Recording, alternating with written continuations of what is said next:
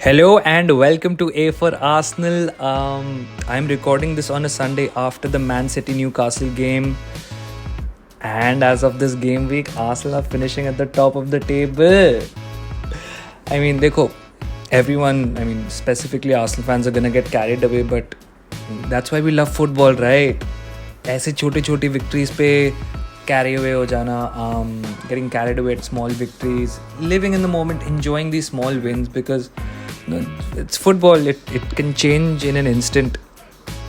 But what a performance by Arsenal. What a game week in general, and what a great advertisement for the Premier League because it shows that any team can beat any team on their day, right? Leeds beating Chelsea 3-0 today. And Newcastle drawing against Man City. It's huge.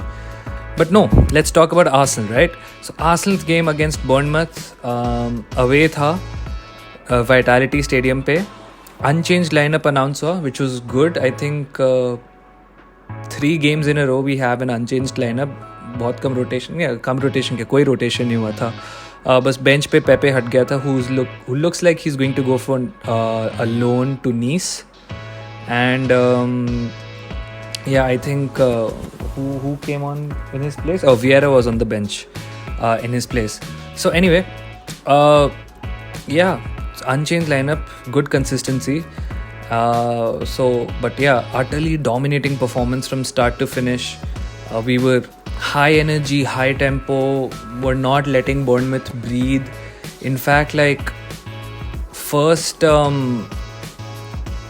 half we had around 73% possession. They had 27%, and just good team play all over. Let's just start from the back, okay? And we'll quickly review everyone's performances. So, goalkeeper Ramsdale, clean sheet. He'll be very happy after conceding 2 at Leicester. So, a clean sheet is good for Ramsdale. Good for the team in defense in general, but apart from that, this weird thing during his goal kick which he scuffed, he was pretty good. I think he made one save which was apparently going wide, but I think one save is fine. He wasn't really disturbed, so good goalkeeping from him. Then right back Ben White. Ben White was criticized by most people in the previous games that, he's limiting Saka, he's holding Saka back. No overlaps from Ben White, and, he needs to go forward. This game showed that Ben White was overlapping, bombing forward, and whenever we needed anything from our right, it was coming. So an interesting thing I found when I was looking at SofaScore, and I think OneFootball pe bhi same hi hai, that in the context of the entire game, most of our play was concentrated on the right side. That is the side on Ben White and Saka. And, Ben White has been criticized that, like I said, he's been criticized that he's holding Saka back and our right is actually looking so much weaker than our left. But sometimes, it maybe looks like it because a lot of our prime chances come from the left side, but it doesn't mean that our right is being ignored. Plenty of playmaking comes from the right side. Especially if you notice, maybe we're not putting in as many crosses or itna zyada cut-in nahi ho raha hai from the right. But if you watch the game again, there have been plenty of times where Saka has been isolated, in the sense he's found himself in a lot of space on the right, and he's a really good outlet or a passing option. So this thing that, we are left dominated, maybe in terms of chances, but in terms of play and build up, I think it's pretty equal. So anyways, Ben White done. Iske baad, William Saliba, man of the hour. He has his own chant now. Played really well. Amazing goal, of course.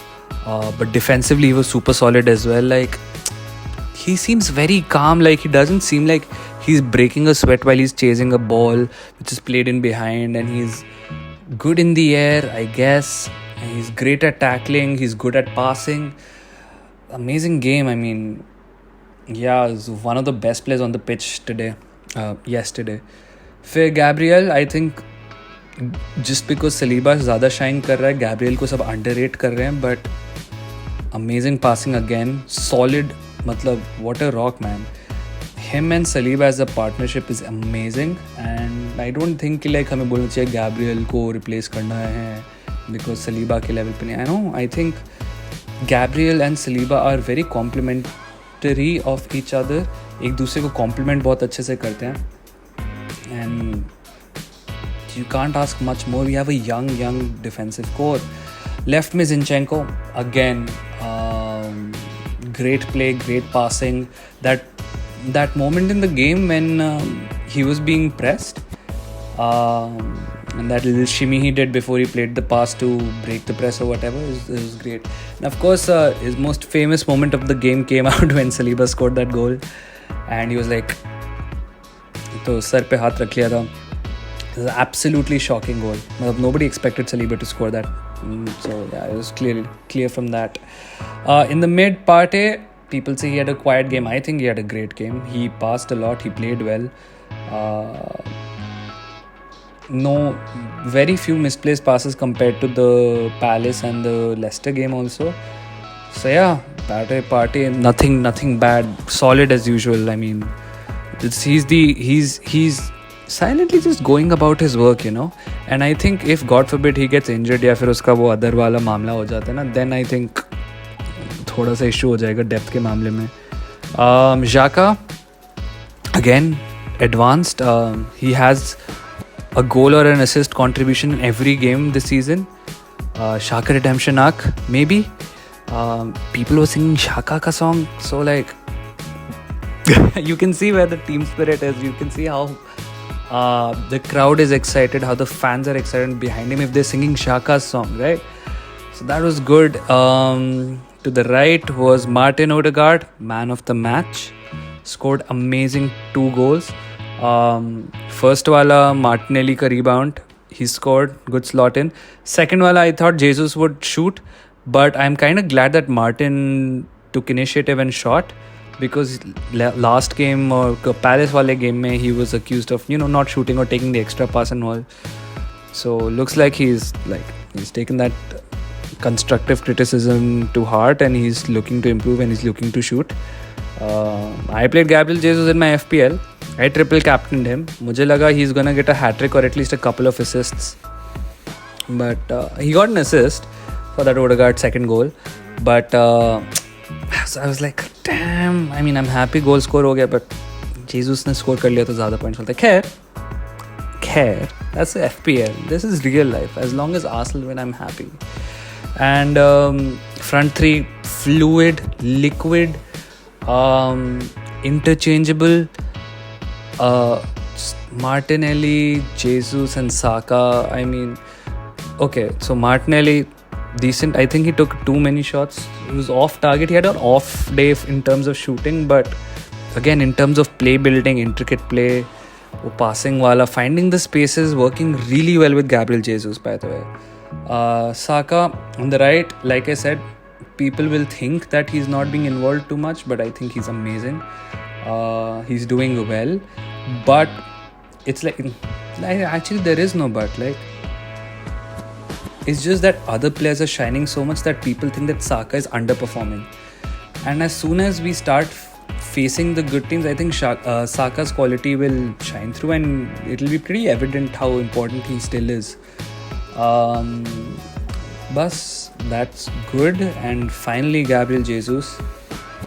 I mean, whatever we say about this guy is less. I'm so happy we got him and not Sterling, because it could have been a really big possibility that Sterling came to Arsenal and Jesus went to Chelsea, and I'm so happy we got him.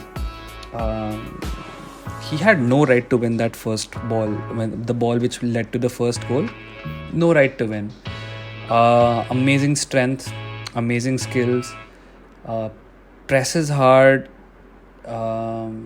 Just he knows where to be. And he's so unlucky that his goal got disallowed, because VAR really had to look. And you know, yesterday I was frustrated that, you know, man, like, we have to talk about VAR. Like, you can't just disallow itna toenail level ke offsides. And he's very unlucky, didn't get a goal yesterday. But today I'm I'm just thinking, like, what do we actually want from VAR as football fans? Just consistency. Agar toenail offside hai to toenail offside hai, no matter how frustrating it is.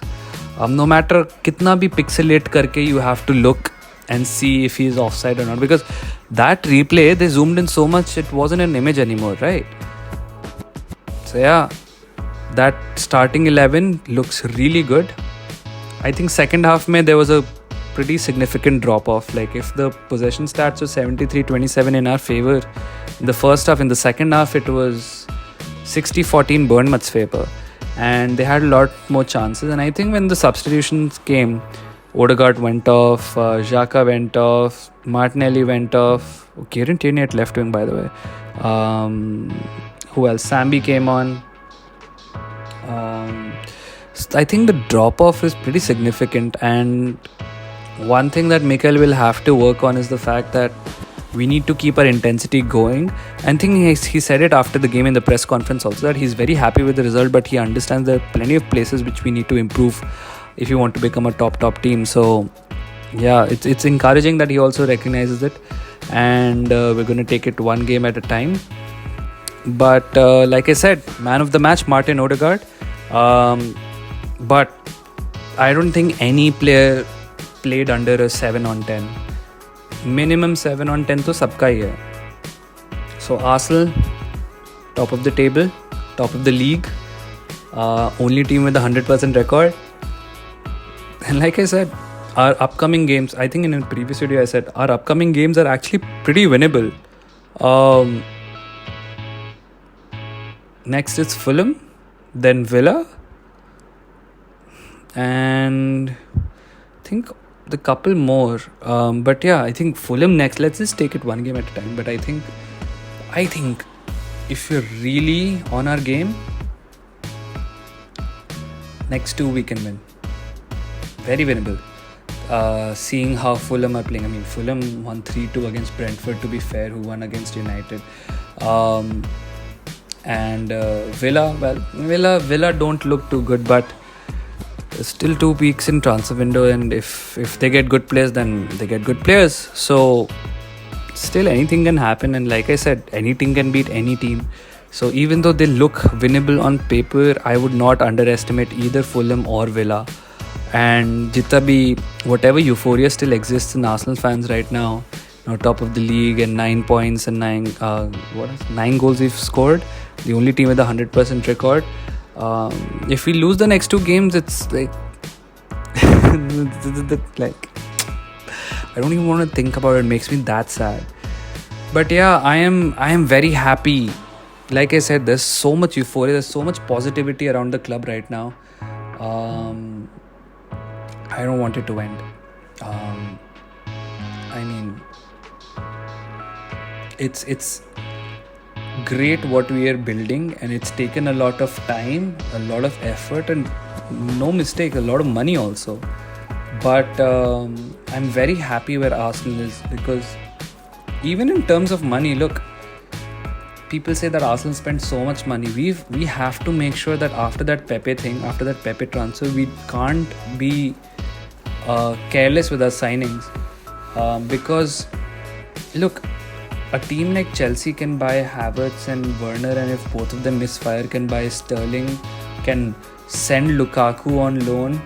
A team like United can spend 300 million in a few days, and if their things don't work out, they can spend 100 million next transfer window as well. Man City, everyone knows. I think Liverpool is the only one who also makes careful signings, and we also have to make careful signings. No matter how much we want, we have to get the player who is the right fit for us. We can't just blow 50 million on any random player anymore. But those are things probably for another video. Top of the league, great play, great players, a lot of positivity, a manager on the up. So yeah, things are looking good for Arsenal right now. So what did you think? This whole game week is crazy. Let me know what you thought about Arsenal's game. Let me know what you thought about any other game you saw and what was interesting to you. As I always say, if you like the video, like the video. If you don't like it, dislike it. But just make sure you comment so that I know what I can improve. One of the feedbacks I got was subtitles, but subtitles is a very time-consuming task, and unfortunately, I can't really do it. I am trying to mix up the languages so I reach a wider audience, but it's a natural flow. I can't stick to Hindi or English for that matter. But thank you for watching. Like I said, do like or dislike, but comment and of course subscribe. It would help me a lot. I appreciate it, and thank you for watching. Come on, you Gunners!